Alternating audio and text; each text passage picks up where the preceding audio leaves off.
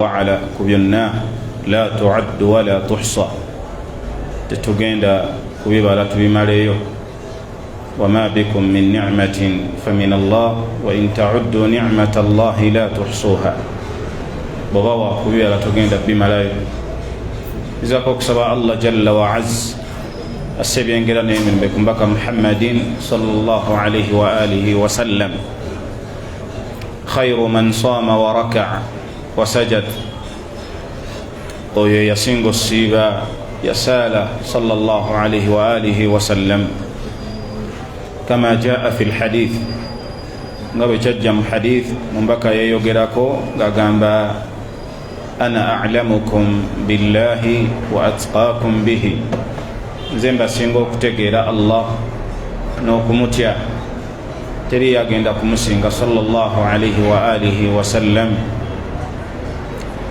nekubiriza mukutya Allah subhanahu wa ta'ala ekiraamo kya Allah ekisinga mu ebyo byatulamira tasoose naffe walaqad wassayna alladhina utul kitaba min qablikum wa iyyakum an ittaqullah yalamira baaliwo olubereberye lwaffe n'abagenda osembayo nga ffenna Allah kyatulamira tumwegayira Allah subhanahu wa ta'ala tumulajanira akituuze mu mitima gyaffe ebbanga lyonna luwangazi wetusigaziza barakallahu fikum. جاء الحديث في الصحيحين حديث في صحيح البخاري وصحيح مسلم من حديث النعمان ابن بشير الأنصاري رضي الله عنه وارضاه وبكى عليه الصلاة والسلام يا جامبا إن الحلال بين وإن الحرام بين وبينهما أمور مشتبهات لا يعلمهن كثير من الناس فمن اتقى الشبهات فقد استبرأ لدينه وعرضه ومن وقع في الشبهات فقد وقع في الحرام كالراعي يرعى حول الحمى يوشك أن يقع فيه ألا وإن لكل ملك حمى ألا وإن حمى الله محارمه الحديث. وفي هذا الحديث الشريف المبارك محديث بوجيك النينيا كمبيرا بك عليه الصلاة والسلام jaji tunyonyolerako etuwe ekifaananyi ekituufu naddala mu kuwangaala kwaffe ke tuwangaala mu busiraamu bwe tuwangaaliramu nti ekisookera ddala byonna bye twetaaga mu ddiini Allah subhanahu wa ta'ala yabijjuza oyo yenna alina kye yeetaaga okukola mu ddiini Allah subhanahu wa ta'ala yakiwombaka Muhammadin alayhi salatu wassalam obusiraamu Allah n'abujjuza ekibanjiba omuddo okukola nga kiri halal kitegeerekeka bayyinun waqad fassala lakum ma harrama alaykum bwe kiba nga kiri haram nakyo Allah yakinnyonnyola yakifassala ekiri halal Allah yakifassala yakinnyonnyola kitegeerekeka ekiri haram Allah jalla wa ala yakinnyonnyola mu Qur'an wa ala lisani nabiyyi sallallahu alayhi wa alihi wa sallam wakati w'ebibiri wa bainahuma umurun mushtabihat wakati w'ebibiri alhalalu walharam waliwo ensonga ezireetera omuddo okubuzibwabuzibwa nga si nnyangu kuyo okuzaawula naye omubaka alayhi salatu wassalam yatuwa mizan n'agamba faman ittaqa shubuhat buli ebibuzaabuza we bijja gy'oli ashubuhat ekintu bwe kijja mu ddiini yo nga kibuzaabuza tokitegeera faman ittaqa shubuhat ekisingako obulungi kukireka faman ittaqa ash-shubuhat faqad istabra'a lidinihi wa 'irdihi, omuntu abeera eddiini ye ajeekuumye n'ekitiibwa akisigaza. waman waqa'a fi ash-shubuhat, ebibuzaabuza mu ddiini omuntu wasalawo okubirumbagana. faman waqa'a fi ash-shubuhat faqad waqa'a fi al-haram, ebiseera ebisinga shubuhat zikomekkereza omuntu zimutwala mu haram. karra'i yar'a hawla al-hima, nga wolaba omuntu alundira ku nsalosalo. amakulu lwaki omubaka ekifaananyi kyakuba ku shubuhat, ngo omuntu alundira ku nsalosalo, omuntu alunda embuzi ze oba endiga oba ente ng'azirundira ku nsalosalo ye, ng'eri waliyo ensalosalo y'omulala. tuli wamu? si kyangu ensolo ze zino okuzitangira obutasala kusaalimbira walala watali wuwe. ayinza okukomekkerera nga mwana wattu ensolo zino zigenze ne ziiramu emmere etaliiye eya munne, kubanga alundira asisinkana obuzibu, agenda asisinkana obuzibu mu kubanga tagwa mu haramu, tagwa mu kukosa oli omulala. wahakadha n'omuntu ebbanga lyonna obusiraamu bwayagala okubwekuuma eri Allah subhanahu wa ta'ala, ensonga yonna ejja mu ddiini ye nga teri kiriya, ekisingako kwe kubeera nga atawaqafa, n'atakirumbagana.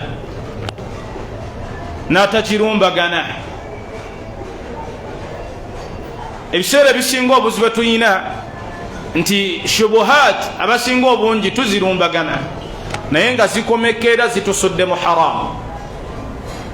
awamu n'okubeera ng'omubaka alayhi salatu wassalam yatuwa mizaani kwe tulina okuba nga tukolera obusiraamu. kyenjagala okutegeeza, barakallahu fikum, obusiraamu Allah subhanahu wa ta'ala yabutuwa nga bukuume. Allah obusiraamu yabutuwa nga bukuume. n'eddiini ya Allah tabaraka wa ta'ala eriko protection,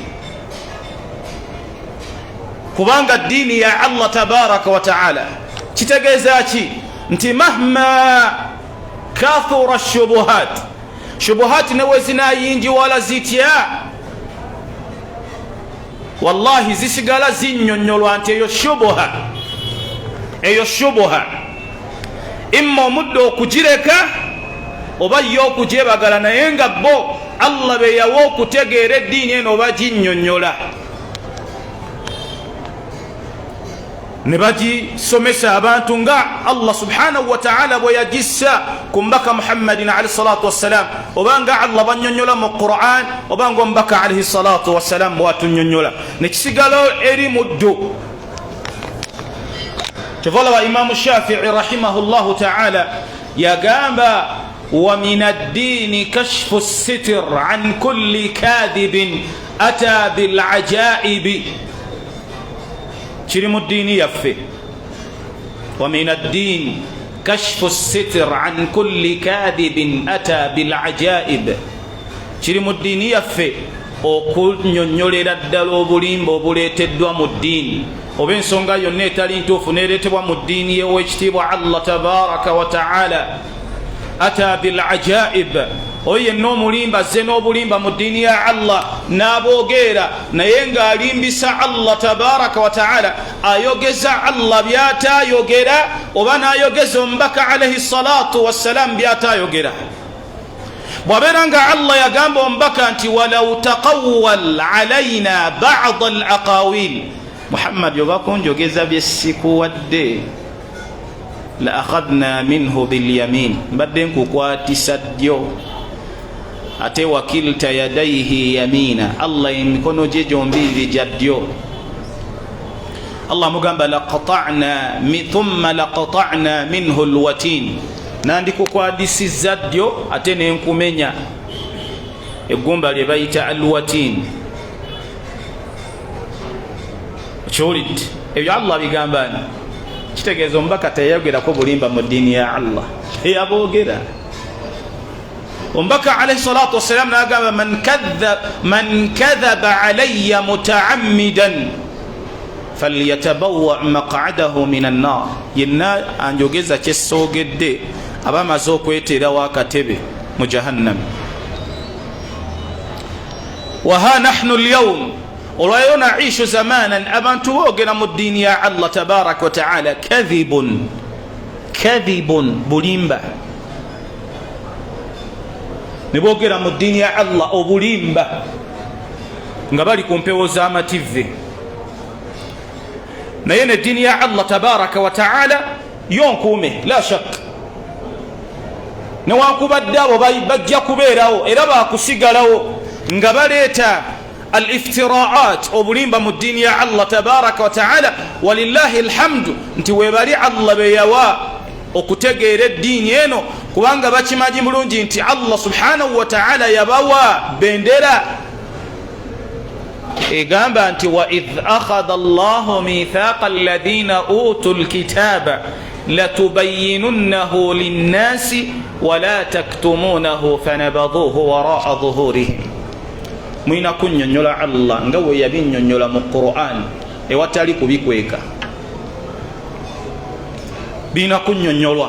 ensonga lwaki Imaamu Shafi'i yagamba nti walawla rijalun mu'minun lahuddimat sawami'u dinillahi min kulli janibin. watabeerawo basajja basobola kunnyonnyola nga bakkiriza eri Allah tabaraka wa taala, lahuddimat sawami'u dinillahi min kulli janib. eddiini ya Allah tabaraka wa taala yekanga efunya abatandika okugyoyezaayoyezaamu nga bagyogereramu ebitayina mutwe n'amagulu, ne bakikoleramu bye baagala ebitali bituufu. sallallahu alaihi wa alafiya. ensonga lwaki Imam Shafi'i bwe yalamaliriza ebigambo yagamba walaula ahlul majabir, watabeerawo basajja bavumu mu ddiini ya Allah tabaraka wa taala, la khatabati zanadiqatu ala almanabir. ababeera basigalidde okujja ku bituuti bwe boogere be bazanadiqa. ng'olwaleero la shak waliwo programu etambula ku BBS. فهذا البرنامج يحاضر أناس يدعون أنهم علماء والمشايخ. برنامج يبيلايو عند السحور، يبيلاو وقتي أو مداكو يبيلاكو BBS.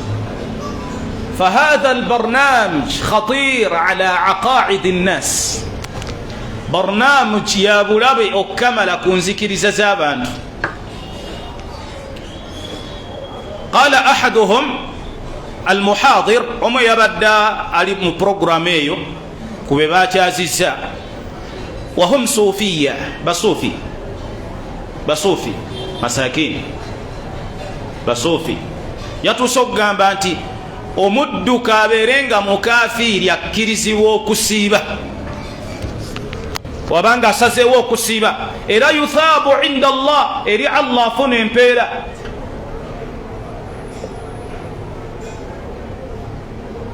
kabeere yarutadda akkirizibwa okusiiba,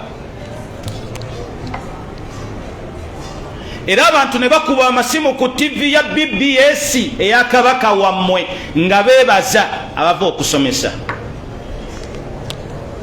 ebo shekhe mwe bali kutusomesa, barakallahu fikum. mugenderaawo mutambuliraawo, mugende mu maaso nga musomesa eggwanga.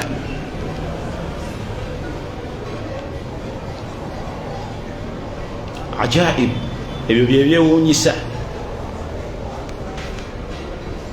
biri ku TV. ezo TV zetwogerako era nutabia la shak, tuzigoberera. Allah kusaasira busaasizi nga shaitan eya TV wajijja mu nju okuwona ebyo. bano gamba nze obudde sina TV kyenjeetaaza, nja kubeera ku adhkaari zange ne istighfaaru zange. naye nga byo ebiyita ku TV. Allahumma golabanga alhamdulillah nti okuma ddiini yo. TV teina budde busunsula, yekuleetera gweraba nti muwalimu. Ne waba ayambadde ejjuba nga tatulangako mu kirasi kusomesebwa, bajja mukuleetera abiriko kyakugamba. TV tezina kusunsula. Nti zimanye ekigambo kya al-Imam Muhammad ibn Sirin, inna hadha al-ilma dinun fanzur amman ta'khuduna dinakum. Ilimu gyosoma ye ddiini yo, tunuulira ani g'ogijjako. Yegenda kukuleetera kasavu kanyama, kubanga bakimanyi oli mu sizoni ya Ramadan, ate be bakuleetera nabo balabika ng'obusiraamu, ate era be basomesa biwulikika ng'obusiraamu. Kati tewali buzibu, n'abaleese bennyini nabo hum hakadha, hum ala shakilatihim, nabo bali ku mbeera yaabwe bwetyo. Sheikh olina kyosobola okugamba abasiraamu?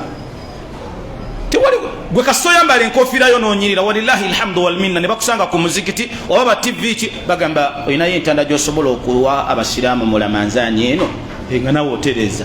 Kambagambe muli ba TV ki bukedde kale nteredde simbula nga bakulaba ku mpewo za TV. Alhamdulillah, masha Allah, nga nawe eddoboozi olituusa. Kikyogamba abantu? Omusiraamu leero ku makya ampeereza, simumanyi, ampeereza eddoboozi ng'alina muganda we, alina muganda we bamuzaala naye. Nambuuza, sheekhi, baani be tulina okuggyako irimu? Era omuntu alina kuba ku ddaala ki okutandika okwanukula ebibuuzo. Nina nga ngamba muganda wange bamusindikira buli kibuuzo naye akyanukula, naye nga kugeta bugesi. Zino WhatsApp naye nga kutetenkanya butetenkanya. Nangamba nkoze ntya? Ne mugamba ojja kunkubira essimu, sigenda byanukulira ku nebi, ojja kunkubira essimu tubyogereko oba okunsisinkana. Naye nga abalinga oyo bangi, abambala ejjuba bemuyita ku mikolo gyammwe, ne basimbula hadith, ne bazivunula, ne bazikuba ebitege, ne baziyisaawo. Namwe ne mutandika sharinga ku status. Kawulira kano kwe yagambye, kano kadde eri mu abaami, ne tubeera ku ekyo.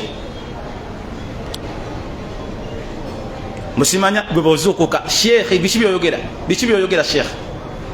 Gwe bozuukuka saddaaka osirike, bye bikyebe. Toyina bigambo byosobola kugamba abantu ku mukolo, toyina byosobola balamira, tobiina. Bwatyo mbaka bwe yagamba oliwo okukola katemba, teriyo kinnuma. Nga n'omusiraamu naye, omusiraamu atuula mu duruus, asoma ku baganda baffe bamashaikhi baffe abalungi, nga naye omulaba naye ataddeyo ku status, n'ateekako n'obusannamu bwa emoji wali wansi bwanyumiddwa. Kikyonyumiddwa mu ebyo? Kikyonyumiddwamu era kikyoyongeddeyo? Kyoyongerayo ekyo, kikyoyongerayo?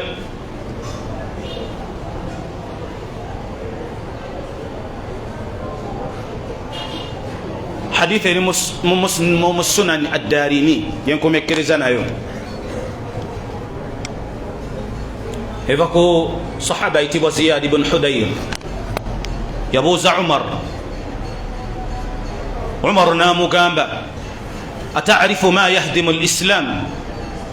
Ata'rifu ma yahdimu al-Islam? Eno ye riwaya bi isnadin sahih. Waliwo endala riwaya ya Umar naye Sheikh Albani yagamba eri dhaif. Umar kye yagamba nti akhwafu ma akhafu alaykum thalatha, mbatiira abantu basatu. Naye eno eri mu Sunan ad-Darimi, yerina sanad eri sahih. Nga Ibn Taymiyyah rahimahullah ta'ala bwe yagamba, ojasanga ne misabo kya Ibn Battah al-Ibana nga nabyo ebigambo byajja rahimahullah ta'ala. Umar yamugamba, ata'rifu ma yahdimu al-Islam? Omanyi ekisinga okumementula obusiraamu n'okuboonoona n'okubuseebengereza? Qala qultu, amugamba la, simanyi. Umar namugamba, thalatha, basatu. tebonoonye busiraamu beeriisa nkuuli. Asooka yagamba zallatul alimi, y'omumanyi aseeredde. Zallatul alimi. Kati waliwo ayinza okukiwulira ali wanagamba kuseerera buseerezi. Ngenda kinnyonnyola lwaki okuseera kw'omumanyi kwa kunene. Tekitegeeza nti tasobola butaseerera. Gwali wano balina kye Umar alina kye yali akuwa oteeke mu magezi go. Al-Imam Ibn Qayyim rahimahullahu ta'ala bwe yali asharaha asooka ayitibwa alim mu kitabo ekiyitibwa I'lamul Muwaqqi'in ku mujalladi ogwokubiri yagamba inna al-alima qad yazillu la bud, omumanyi yenna asobola okuseerera. Nagamba idh laysa bima'sum, idh laysa bima'sum, kubanga si nabbi. Kati wano wenjagala we yaddako gamba nagamba walakin nagamba la yajuzu qabulu kulla ma yaquluhu, tekikkirizibwa kutwala buli kyayogera.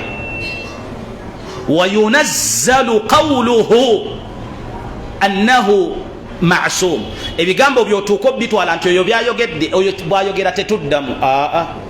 Taliyo kujjako nabbi sallallahu alaihi wasallam. Yagamba la yajuzu qabulu kulla ma yaquluhu min alqawl, tekikkirizibwa kutwala buli kigambo kyonna kyayogedde omumanyi naddala ebbanga lekimala nga si bujulizi. Uganda bwokisanga kati gonsuubira okubanga nze nyinza okugamba ekifu gwani oli nabbi, oli nabbi. Oyo shekhi oyo shekhi omanyi tulina bashekhi majubbe Uganda, tulina bashekhi majubba abantu mbaloza toyina kumwogerako. Oyo shekhi munene nnyo, shekhi munene nnyo tomwogerako, yalaba embaawo nnyenje. Shekhi yagenda Madina n'asoma magisteri ali ku ddaala gye yadde okutuura tomwogerako. Nabbi nabbi tebamwogerako. Abasajja ba Imamu Nawawi baseerera ne babagambako. Shekhe ewe Uganda yagenda n'atuula mu jamia ne bamutikkira baccalaureus degree eya baccalaureus mu sharia. Toyina mugambako shekhe oyo muzze mu kasenge, muzze mu kasenge. Ndoza ne Imamu Nawawi bamuzza mu kasenge n'abalala. Era okyayogera tetuddamu oyo. Awo ewali obuzibu Umar bwe yagamba nti zallatul alim, bagamba zallatul alimi zallatul alam, okuseera kw'omumanyi kubeera zallatul alam, kuseerera kwansi. Anti omumanyi bwaseerera fa'asa an yatuuba wannaasu ya'khudhuuna biqawlihi, omumanyi yasobola okudda mu kasenge ne yeenenya. Allah batamuwadde insaf kukomawo bantu bagamba nti eyo yabadde ensobi. Allah sasire Sheikh Abdul Karim gwe nakirabako. Nina Sheikh gwe nagenda ne mukuba akamanga hadithi gyatema nfu nemuga Sheikh wandijirese n'otagigamba abantu. Nasomesa omusomo nagonzika n'atakomawo kitereeza. Bovaayo n'otereeza mbu amulumbye ku kituuti, mwagala tukole ki? Abantu bana batuula ku bituuti kyangu yo okudda. Nagamba naye mbutuufu wano nakaniseemu, Allah wange nsonyiwa. Bano be yakanise bonga bamanyi Sheikh yasomesezza ebigambo yabisengese, naye nga wallahi tebiriiwo byasengese. Ne bakikwata nga kifu era ne bakikolerako. Yeye nenyereza Allah. Kati kwe kuseera kw'omumanyi kyovola abantu omumanyi bamubanja eki buli wooseerera kukoma wootereeze. Ekyo Allah kyakubanja okutereeza dini ya Allah kyekyo. Wakoze ensobi bakugambye bakutereezezza, tereeza. Bw'ogaana n'owalira ng'omulala ajja agitereeza. lwakuba nti simanyi baganda baffe oba baagala tubikwate nga tutya. Ndowooza baagala buli kimu kye tutuukako ku baganda baffe tubagambye twannange tubagambye tunamugambye neggulo ojange osome mu inbox yange. Ekisembayo saze kuyomba naye nuŋŋamya. Ekisembayo barakallahu fikum hadithi gye tuliko ombaka kye yagamba nti zallatul alim okuseerako omumanyi kibi kinene. Bangi abagenda omubulirako balowooze nti kyakoze bwe busiraamu naye nga si bwe busiraamu. Omuwalimu asobola okusomesa ekigambo ekituufu ekikolwa kyakola ne kivuga okusinga ebiyita ku lulimi lwe. Ensonga lwaki al imaamu al Baghdadi bwe yali annyonnyola kye bayita ilmu yagamba ilmu naddala ko yagiina ekola nnyo mu bikolwa okusinga byasomesa. Ekyokulabirako ne woonajja nga gwasinga osoma obujulizi wallahi hadithi ng'ozisoma nga irimu oli mulungi era nga abantu ojjuza naye nga wallahi bagenda okutunulira ekirevu okisala bw'obeera gy'obadde ng'engoye ozirinnyamu. Kibi kibi. Ilmu gyoweetiisa oba togiwadde kitiibwa. Ng'osobola okujja n'obagamba bannaye ekituufu kyo kiri nti ekirevu tebakola batya ati bagenda okusanga nga gwe ettama alhamdulillah tekuli yadde n'akooya. Bannanga olugoye lw'omusajja terukweya. Siramu baba bayita bagenda okusanga ngoyo zirinnyeemu. Nagaye Sheikh yabadde atugamba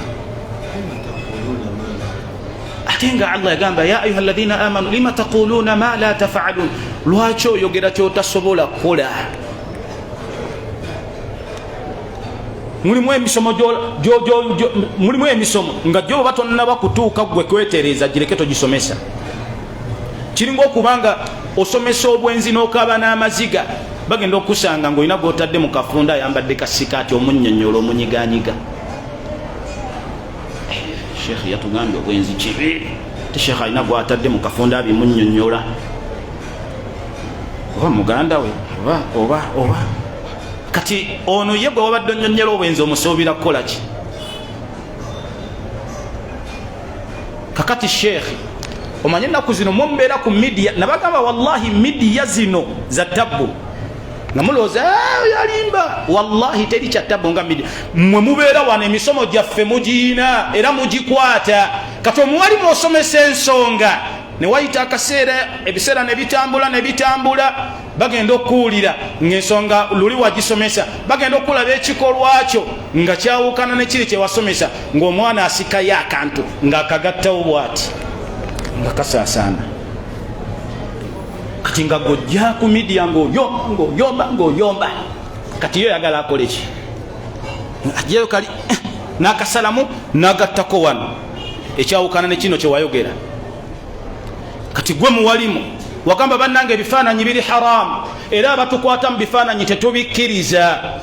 Omwana akajjayo ng'akasala abaayo akamala okukasala ng'aleeta wano nga oyimiridde bulungi nnyo bakuwadde n'ekimuli kamera ozitunuddemu bulungi teweebwalabwala bakwanirizza Dubai gakasaasaana. Kati ogenda bagamba ki oluddako? Kikyogenda obagamba akhil karim nga wateredde bulungi wataliwo waliwo omuntu golabira ddala nga wallahi kamera tajagala nga era tunudde wansi bwati alinge naye alhamdulillah ne kanzu n'ogitereza kimuli kyo n'okiteekera ddala ne fulaga n'ogikwata. Nabakubuza Sheikh ntanda ki gye mutuleetedde? Sheikh tubaleetedde tu sallallahu alaihi wasallam ab'ebitiibwa ebifaananyi biri haramu. Ebifaananyi biri ki? Ebifaananyi biri haramu. Abeere nze abeere Sheikh Mazinga abeere Sheikh Siddiq nga gwe bakikubye ne ilmu ennungi ya Sheikh Siddiq oba ya Sheikh Mazinga oba ya Sheikh Habib Abdallah n'abaana nowe bakimukuba tekifuuka halali kabaire nga bakimubidde ku Kaaba ng'ali mu hiram kisigala kiri haram kisigala kiri haram oba kitadde ku profile oba kitadde ebifaananyi biri haram ekyennaku nti wabeera ng'omuwalimu ekifaananyi gwe kifulumiddemu leero naluli kituukanga newonaayogera nti ebifaananyi biri haramu tebikyakola mawulire kubanga ebikolwa byo bye bivuga ennyo okusinga ku ekyo bye bivuga ono oba onaamugamba ki owa wansi akusomako okyasobola omugamba nti ekifaananyi kiri haramu n'abitwala ajaga tolina kyotugamba tolina zallatul alim okuseerako omumanyi kibi abange abayimirira mu maaso g'abantu ne mututuusaako irimu mutuyambe tusaasire bano mu bigambo byaffe n'ebikolwa byaffe bibye byanjawulo kale tulumirirwe ebigambo bya Allah bitutuusa ku bantu gwe bw'obuba nga obunafu bwo bukutuusenga otendewalidde obunafu bwo at least ne wodde ewaka ewo n'okola byoyagala ne bakukubawo byoyagala n'oteeka mu ssimu naye bano abantu kyoliti lwaki nti abalala bavaayo okubanga batangaza ku ebyo weesanga nga abantu baffe abasoma batuuka okugamba gwasinga Sheikh Gondi ne tubeera abantu baffe mu kubateekanga abali mu kisaawe abali mu kuvuganya ekitali kirungi tutya Allah mu ilmu bwebanga nnyingi gye tuyina yetutuusaawo tusabe Allah atuwe okwetoowaza mu yo naye tufa tebiwooma baganda baffe mubagambeko ebifaananyi bisaasaana okukamala akasembayo eddiini ya Allah tabaraka wa taala tetugiguza bantu Abdul Fatah eddiini ya Allah tutukola tutya waliwo obutiketi obwafulumye ku baganda baffe subhanallah abanungamye naffe ng'ebifaananyi ku ebiri nga kuliko n'akasente ke bagenda osasula abayingira okusoma basasula dirham ezikunukkiriza mu 3 n'omusobyo gibeera emitwalo 3 n'omusobyo bw'oba oyagala okulaba ku sheekhi naam osasula mmeka eyeetaaga okulaba ku sheekhi osasula mmeka emitwalo ameka mu nsi eri sheekhi tajja kulinnya nnyonyi ye ya bwereere naam nze ekisinga okunnuma Sheikh Saleh ibn Fawzan bwagamba nti ajjako Uganda kulaba ku bashababa bali ku manhaji ya salaf ayinza obutafuna bakasitoma yani oyo Sheikh Saleh ibn Fawzan nga olaba singa menka janga alina conference eyokola nambola aboga nenga tena kyagenda agamba bantu kiri awo nti aqida abanyweze ku aqida ne manhaji akola atya baga Sheikh Saleh Hajja ibn Fawzan kaddi yoyo bagenda tugamba kyoyo simumanyi namumanyi oyo yani oyo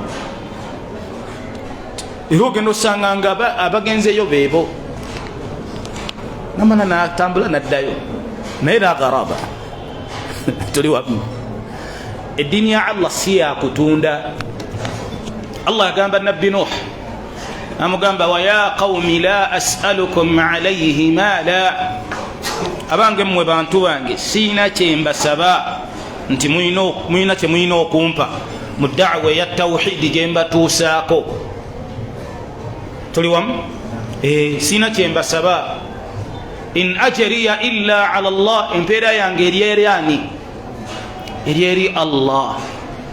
Sheikh Siddiq yabadde akola ta'liqi ku nsonga eyo yagambye baganda baffe batuuse ekitesekyali ddala sakivvulu wallahi nga shekhi ekyo tekikyali ekyo kivvulu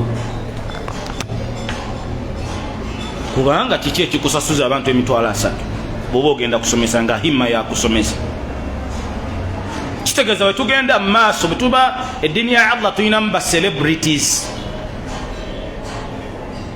bwe tunaaba twetaaga abantu abafuuse ba celebrities okujjako ku muzikiti gwa salaf tulina okubannyonnyola ennyo sheekhi tulinawo 2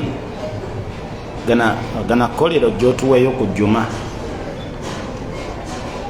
waliwo omusiraamu yaŋŋambye eggulo waliwo sheekhi gwe baakubira ne bamugamba sheekhi twagala ojja otusaazeeko naye tukoze tutya soko tunnyonnyolemu awo twali twagala ojja otusaazeeko naye tugenda kutambula tutya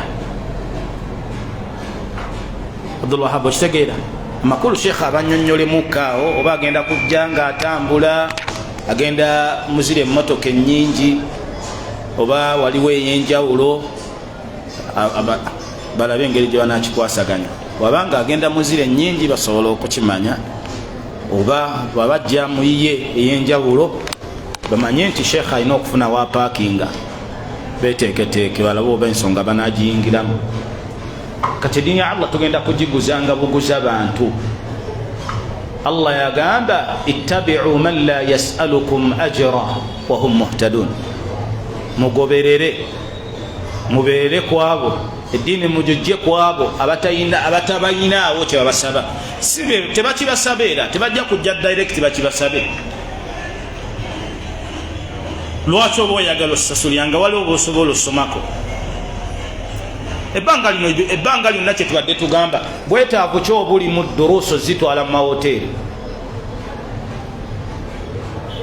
babatwale ku mambo babatwale ku afrikana babatwale mu bibira nga gye mugenda osomera musasula $100 ogenda mu bibira nga masjidi takwa weeri nene enakasero wewali wanene ne salafu weeri wanene nawalala ekitenga gye wali masjidi lwaki tugenda muzo okusasula era eyo enkola yaani yava kwani bino tubitereeze abali wano mmanyi basheekhe bammwe mubaagala naffe tubaagala kubanga tuli mu kisinde kyekimu ekya daawa era bino tetubyogera nti wallahi tubalinako obukyayi kati waliwo musitami ayinza okunyiiga lwaki ayogera ebyo onyiigira bwerere kubanga tolina bulumi ku daawa eno okusinga nze ali naye mu daawa ate oyinza okuba nga ogenza omumanya nga nze namumanya dda okiwulidde era nga mmanyi we yali compared ku ssaawa eno kitegedde kati tosooka kuzimba mutima wabula ebintu bitegeere mu mbeera ennungi ate bw'oba omwagala sheekhe nga golaba omwagala nze okusinga ayogeddeko ku bino oba aluŋŋamiza ku bino okwagala okutuufu mbaka kwe yatuwa kwe kubanga muganda w'omugamba ku nsobi wataawanu ala albirri wattaqwa wala taawanu ala alithmi waludwan tuyambagana ku nsonga eyo walmuminuna walmuminatu baduhum awliyau bad yamuruna bilmaruf wayanhauna ani lmadha ani lmunkar kati mukwano okigoŋŋamba nti onjagala nnyo nga tosobola nakuŋŋamba ku nsobi eminyina bwe giba gindi wano tosobola kuŋŋamba nti sheekhi tereza wano eyo lwava ebeera kiyakikaaki gyoba ogamba nti onjagala nnyo nga tosobola kuŋŋamba nti wano tereza oba mumaaso mulimu akagirabooti tosobola naye sheekhi wallahi sheekhi sibategere ennaku zino ekintu mukiwanise nnyo sheekhi n'okomaawo kikyebawanise kubanga mwe mbabajjala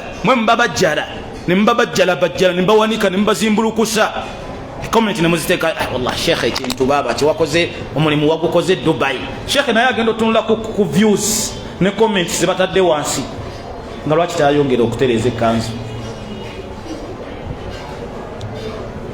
ani awandika mu comments sheekh ebifaananyi mubirekeraawo tubakooyo kubanga ebifaananyi mubifulumiramu nnyo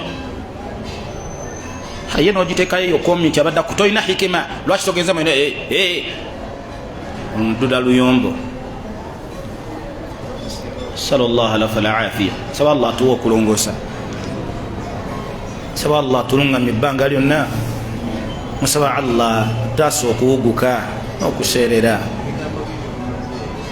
ebyo ebisatu ebigambo ebisatu ekisooka kyeyagamba zallatul alim ekyokubiri wajidalu lmunafiqi bilquran ekyokusatu wa hukmu a'immati lmudillin mu riwaya endala egamba wa dunya taqta'u a'naqakum Allah bwali batuwaddeyo obudde obula tugenda bigaziya biidhnihi tabaraka wa ta'ala وفق الله الجميع لما يحبه ويرضى إلهنا والحمد لله السلام عليكم